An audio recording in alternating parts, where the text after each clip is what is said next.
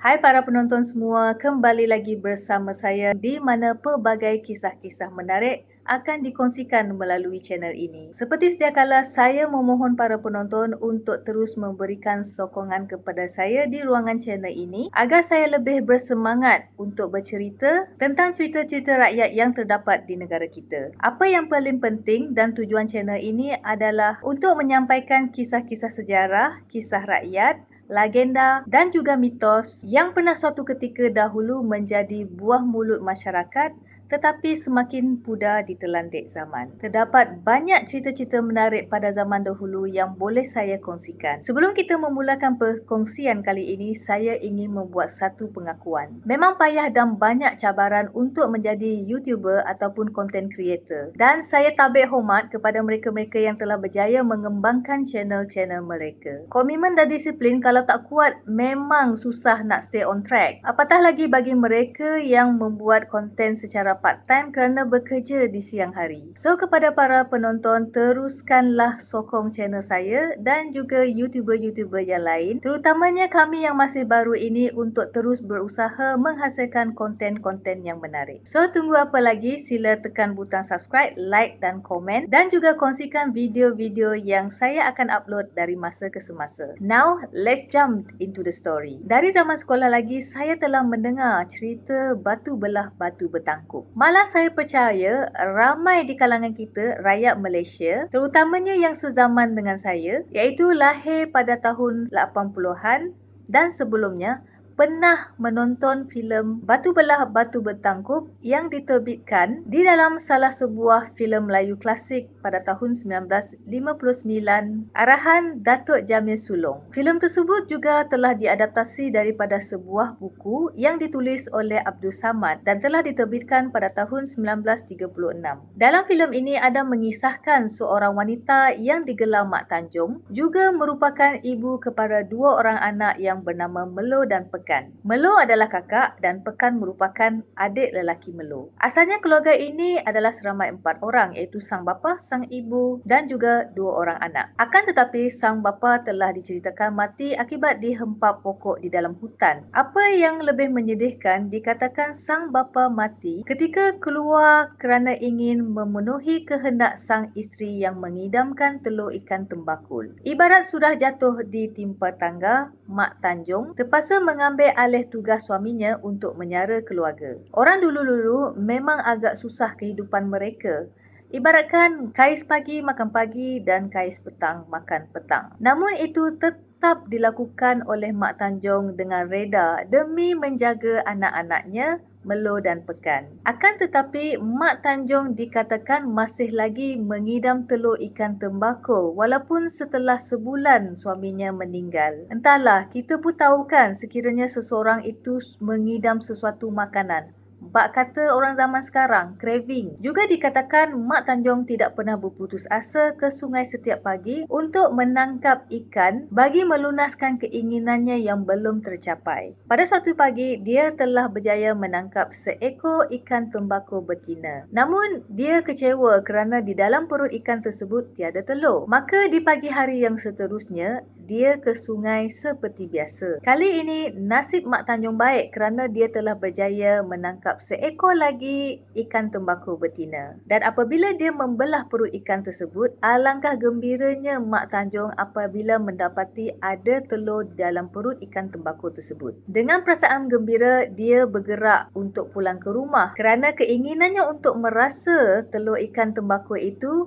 bakal terlunas. Akan tetapi dikatakan juga beberapa malam sebelum itu, Mak Tanjung telah bermimpi. Dia terdengar panggilan dari arah satu kawasan yang mempunyai bongkah batu besar yang dinamakan Batu Belah Batu Bertangkup oleh penduduk setempat. Batu ini dipercayai berpuaka ataupun terkena sumpahan dan telah menelan beberapa nyawa manusia. Suara panggilan itu seolah-olah meminta satu lagi nyawa. Mak Tanjung tidak pernah menghiraukan mimpinya itu kerana dia kebingungan dan dia juga tidak mengerti akan maksud mimpi tersebut. Sampai saja di rumah, Mak Tanjung tidak melengahkan masa, terus menggoreng isi dan telur ikan tembakau yang dibawanya. Sebelum menikmati juadah tersebut, dia berhati berhasrat untuk menziarahi pusara arwah suaminya. Maka isi dan telur ikan tersebut ditutup dengan tudung saji. Mak Tanjung juga sempat berpesan kepada Melo untuk membahagikan separuh isi dan telur ikan tembakau tersebut untuknya.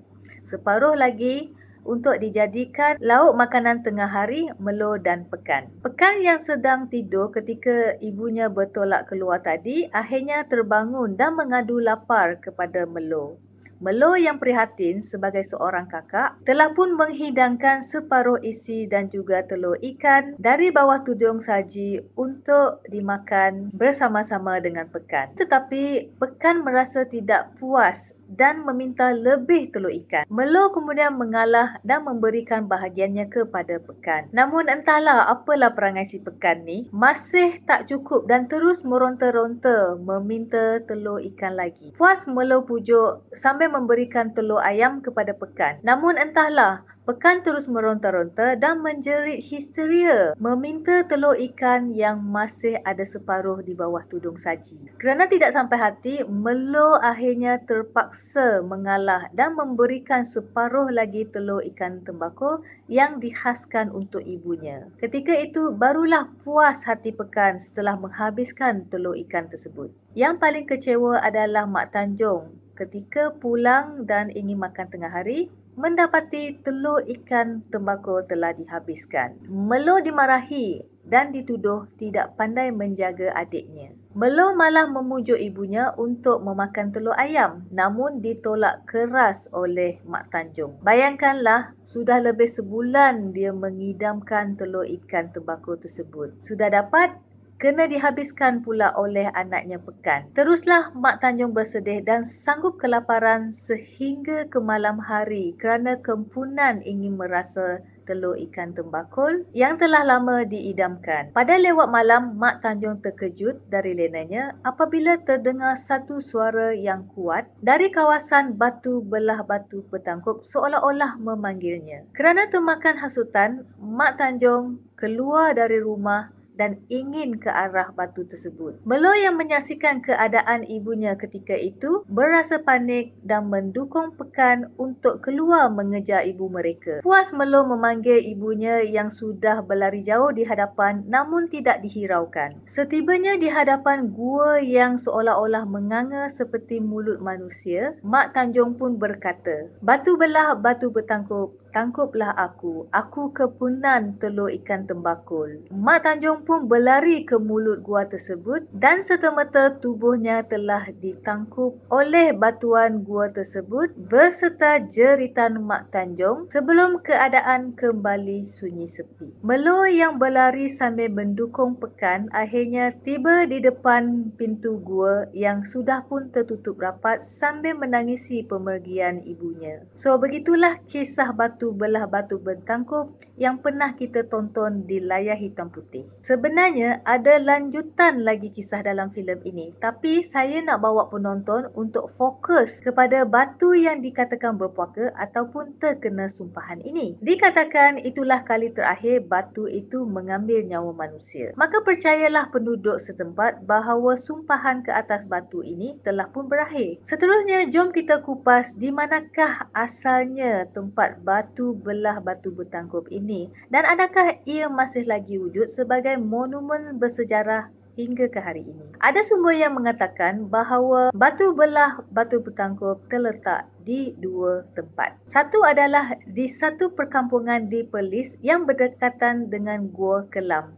Dan satu lagi dipercayai terletak di Kampung Batu Belah Kapar Kelang, Negeri Selangor. Persoalannya, lokasi manakah kedudukan sebenarnya batu belah batu bertangkup? Ini membawa kita terus kepada sejarah dan juga cerita-cerita melalui masyarakat setempat yang boleh membawa kita kepada kemungkinan lokasi batu tersebut. Menurut sejarah dari pelbagai sumber, terdapat beberapa versi dan juga variasi yang berkenaan dengan batu belah batu bertangkup. Terdapat satu lagi versi cerita tempatan yang mengaitkan batu belah ini tapi agak kurang popular. Versi ini mengatakan terdapat sepohon pokok binjai di sebelah batu belah. Pokok binjai tersebutlah yang dikatakan berpuaka dan bukanlah batu belah batu bertangkup. Pokok binjai tersebut dipercayai diduduki oleh makhluk halus ataupun jin yang sering mengganggu orang yang lalu lalang berhampiran dengan kawasan tersebut. Setelah mendapat bantuan daripada seorang pawang Bugis yang mempunyai ilmu kebatinan yang tinggi, makhluk halus tersebut dikatakan telah pun ditewaskan dan jin tersebut telah dikurung di dalam batu belah. Beberapa tahun kemudian barulah timbul cerita Pak Uda Daik bersama isterinya Mak Timah yang mempunyai seorang anak perempuan yang bernama Mawar dan anak lelaki bernama Pekan. Mereka tinggal di kawasan berhampiran yang diberi nama Lubuk Binjai. Mak Timah dikatakan merajuk kerana kempunan telur ikan tembakul. Pak Uda pula meninggal dunia selepas ditimpa sebatang pokok yang tumbang akibat hujan lebat dan juga ribut yang kuat semasa mencari telur ikan tersebut. Setelah kematian Pak Uda, Mak Timah dikatakan telah membawa anak-anaknya berpindah keluar daripada Lubuk Binjai menuju ke Sungai Kerayong di utara Kapar. Tidak ada keterangan dan bukti yang mengatakan Mak Timah mati ditelan batu belah batu bertangkup. Begitu juga dengan cerita yang mengatakan anak lelaki mereka Pekan berlagak ayam dan mengawini anak Sultan. Hal ini dibuktikan kerana tiada catatan sejarah yang menunjukkan puteri Sultan berkahwin dengan seorang pemuda yang bernama Pekan atau Sultan berkahwin dengan Mawar, kerana pada masa kejadian Selangor dikatakan di bawah pemerintahan Sultan Muhammad atau Sultan Abdul Samad.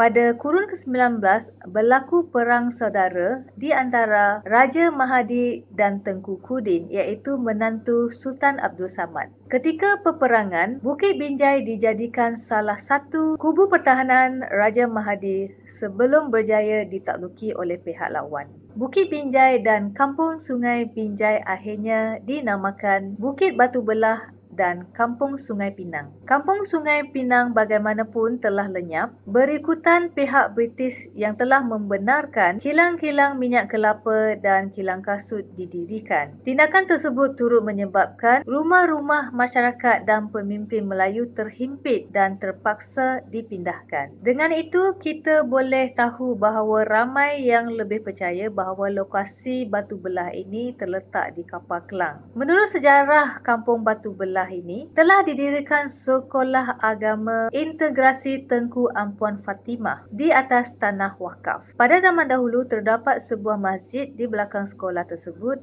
namun telah pun dirobohkan. Sekolah agama ini telah dirasmikan pada tahun 1953 dengan pelajar seramai 85 orang dan 2 tenaga pengajar. Malangnya sekolah agama ini terpaksa pula dirobohkan pada tahun 1977 kerana projek pembangunan rebuh raya dari Pelabuhan Kelang ke Shah Alam. Para pelajar sekolah agama tersebut telah ditempatkan di Sekolah Kebangsaan Batu Belah sebelum sekolah agama diadakan secara rasmi pada tahun 2000. Pada tahun 2011, dalam sebuah majalah Kosmo, seorang wartawan Kosmo telah menemu bual Ketua Kampung Batu Belah Encik Salim Hassan yang ketika itu berusia 64 tahun. Menurutnya, memang wujud bongkah batu besar di kawasan sekolah tersebut. Namun batu itu terpaksa diletupkan bagi memberi laluan pembinaan sekolah. Lagipun batu itu sangat sukar untuk dialihkan kerana saiznya yang besar dan juga sangat berat. Kata beliau, sekitar tahun 1950-an, terdapat sebuah kolam air semula jadi dengan struktur batu terbelah setinggi 2 meter dan panjang dan lebar kolam tersebut bersaiz sama. Kolam tersebut sering dijadikan sumber untuk mendapatkan bekalan air seharian dan menjadi tempat bermandi manda anak-anak kampung. Namun menurut Encik Salim,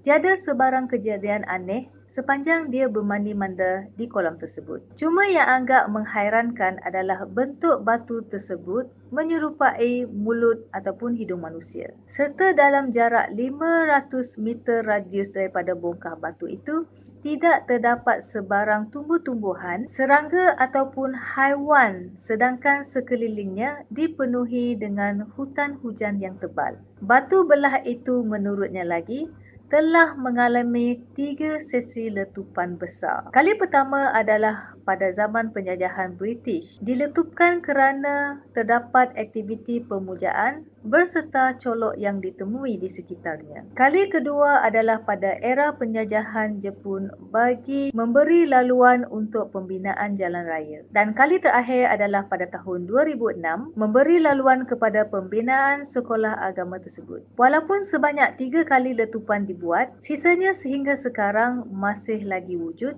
tetapi dalam saiz-saiz yang agak kecil dan telah dialihkan ke kawasan lapang berhampiran dengan sekolah tersebut. Pihak kontraktor sekolah pernah menawarkan untuk membina sebuah monumen sejarah berkenaan lokasi batu belah tersebut dengan menggunakan batuan asal yang telah diletupkan. Namun projek yang dianggarkan kos sebanyak RM10,000 telah mendapat tentangan kerana kos yang tinggi dan bagi mengelakkan kemungkinan aktiviti pemujaan. Sebagai usaha lanjutan untuk memperingati nilai sejarah kawasan terbabit, terdapat 2 kawasan perumahan di Pekan Kapar telah dinamakan Taman Bunga Telur dan Taman Seri Pekan sempena nama Si Bunga Melur dan Si Pekan. Lokasi kisah batu ini juga pernah dijadikan tempat bersejarah Bandar Kelang di antara tahun 1980 sehingga 1990-an. Pada akhir tahun 2000 kemudiannya, pihak Majlis Pembandaran Kelang telah membina satu replika batu belah di Pekan Taman Sentosa yang berhampiran dengan Sekolah Kebangsaan Batu Belah bagi memperingati legenda batu belah yang terkenal itu. Dan lokasi tersebut berjarak kira-kira 350